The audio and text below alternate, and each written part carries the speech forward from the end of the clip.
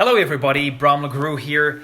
It's been a while since I've shown my face here on Facebook, and there was some good reason for it. So just recently I flew over to Europe to spend the last few days with my grandfather. The man turned 92 years of age, but as you might appreciate, somebody who's dear to our heart, it's always hard for us to swallow, even though we might have seen it coming and the likes. It just still hurts. I think it's important to, as I'm reflecting back on this, and I'm obviously still going through the process, that I've actually found a way to be able to deal with this probably relatively positively, if there's a word as such. And I also realize that sometimes people really are going through a very difficult period as a result of it. And so if this is you or you know somebody, this video might actually be of help. First things first, I think that when people actually experience the grief as such because of a loved one having passed away, I think it's really important that we are really super honest with ourselves. Because obviously there's the love for the person, but there's also always some part of personal gain or loss that is involved. And this is a psychologist in me now. I'm almost bringing something up to the forefront here for you to consider. Is it possible that you still want something from that person? For example, you might have wanted to say something, but you never got to it.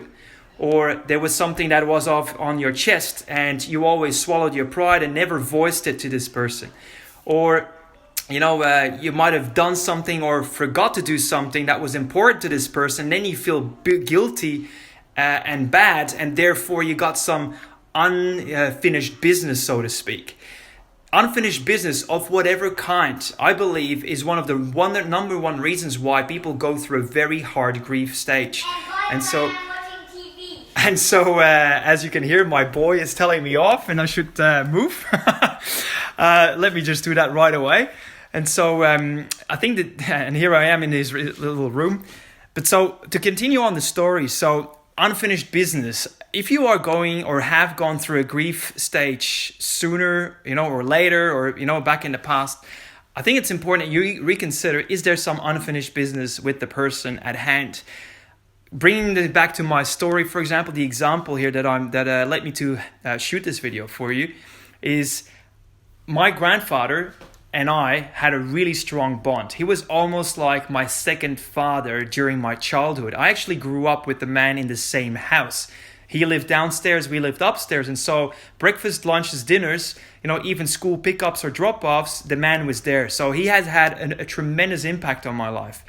And so I do know that as he was progressing in his age, and while his physical appearance was actually going back, he was obviously being challenged by more and more things. Things were shutting down. The age process was really taking its toll. And so, as you might appreciate, I think it's for us always good feedback to let us know that it's perhaps time to say what we have to say and deal with the things that have never dealt with up to then. So I did take that time to have that throughout along the process, like along the last few years. So every time when I was back in Europe, I would sit down with him and I would say the things that I wanted to say. I would thank him and express my gratitude for the things he had done. I would, if there was something that I felt that I was unclear about, something that had to be resolved, I brought it up to him and we discussed it and worked through it together. And I think as soon as you know that you have come to terms with life and the relationship, and there is nothing really where there's unfinished stuff. It's all finished, so to speak.